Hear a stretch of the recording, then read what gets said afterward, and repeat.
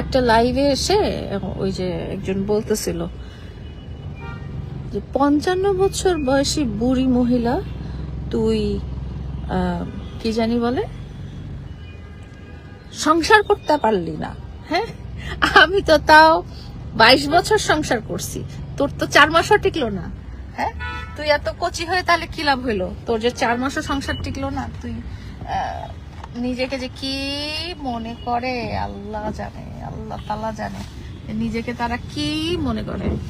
হ্যাঁ, বলে কি যে 50 বছর বয়সী মহিলা তোর সংসার টিকলো না।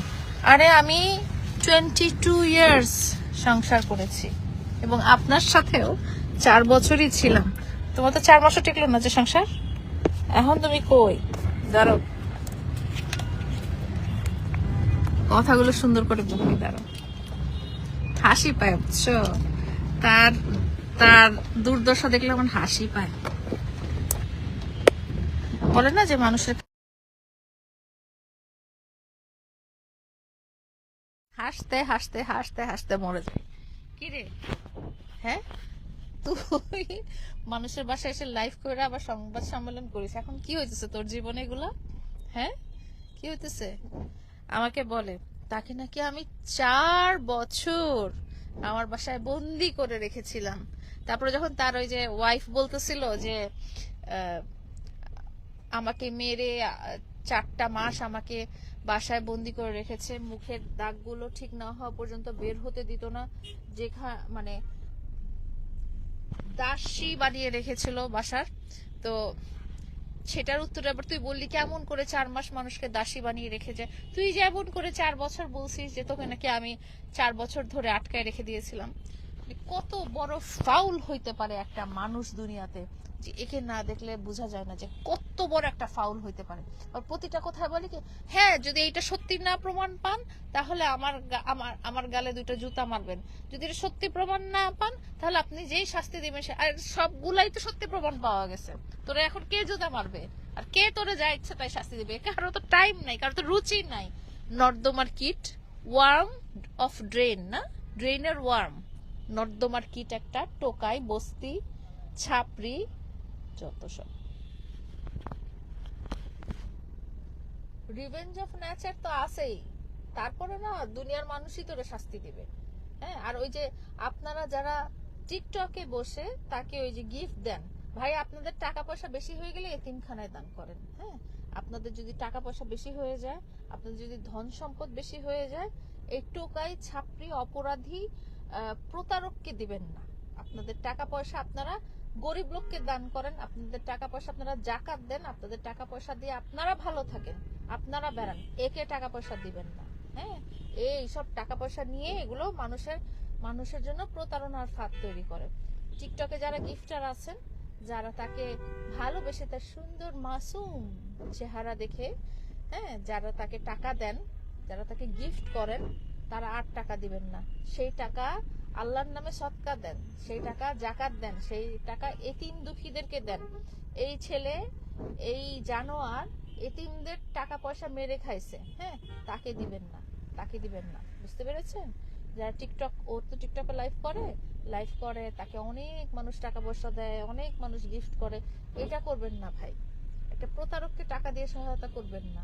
সেই সব টাকা নিয়ে আরো বড় প্রতারণার ফাঁদ ফেলবে। কে জানে এই ধরনের জিনিস আপনাদের লাইফেও হতে পারে। ঠিক আছে, এই প্রতারককে টাকা পয়সা দেওয়া থামান। সেই টাকা পয়সা বরং আপনারা গরিব দুঃখী জাকাত দিবেন, এতিমদেরকে দান করবেন, কিছু না হলেও নিজের জন্য খরচ করবেন বা নিজের ফিউচারে ফ্যামিলির জন্য খরচ করবেন। একে আপনারা গিফট করবেন না, একে আপনারা টাকা দিবেন না, কিচ্ছু দিবেন না। এ কিচ্ছু পাওয়ার যোগ্য না। এই না টাকা পয়সা ধন দৌলত পাওয়ার যোগ্য, না এ ভালোবাসা পাওয়ার যোগ্য। এরকম মানে প্রতারক চক্রকে কেউ সাপোর্ট করা উচিত না। আমি আবার এর মধ্যে দেখলাম অনেক মহিলারা আবার তাকে সাপোর্ট করে করে কথা বলতেছে, না তার কোনো দোষ নেই, সে ছোট মানুষ। আরে তো তুই নিয়ে বিয়ে করে বসে থাক, ছোট মানুষ। তুমি জানো, হ্যাঁ তুমি জানো ওর বয়স কত? ওর বয়স কত, ও কি ধরনের অপরাধী? বলে যে না আসলে আমরা চিনি, আমাদের ভাই। লজ্জা লাগে না এরকম এরকম নরকের কীটকে ভাই বলতে? এরকম একটা নরকের কীট, একে ভাই বলতে লজ্জা লাগে না আপনাদের? যেসব মহিলারা ওকে সাপোর্ট করেন, আপনারা টিকটকে বসে বসে, টিকটকের লাইভে বসে বসে ওকে সাপোর্ট করেন, তাদের লজ্জা হওয়া উচিত। এরকম নর্দমার পোকাকে, হ্যাঁ, এরকম কি বলবো, সমাজ নষ্টকারীকে, এই ধরনের অপরাধীকে, এই ধরনের প্রতারক চক্র, সংঘবদ্ধ প্রতারক চক্রকে কখনো সাপোর্ট করা উচিত না। যারা বড় বড় গলায় একে ভাই বলেন, তাদের প্রতি মানে লজ্জা লজ্জা লজ্জা। আপনারা কোন মুখে এই ধরনের মানুষকে ভাই বলেন? হ্যাঁ, এ আমাকে যেভাবে মেরেছে, এই নারীকে যেভাবে মেরেছে, এবং আরো অনেক নারীকে যেভাবে মেরেছে, তাতে তো মানে এর প্রতি মব হওয়ার কথা, যেখানে যাওয়া উচিত সেখানে গণধোলাই পাওয়ার কথা।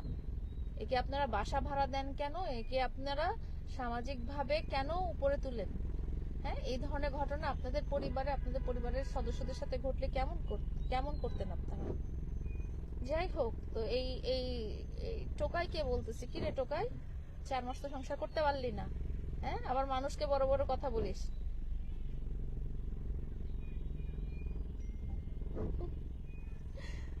আর কিছু বলবো না, আর কিছুই বলবো না।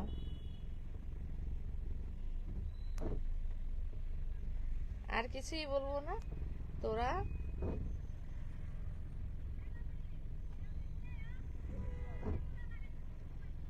তুই তোর শাস্তি এই বেঁচে থাকতেই পাবি, এই দুনিয়াতে বেঁচে থাকতেই পাবি, বুঝছিস?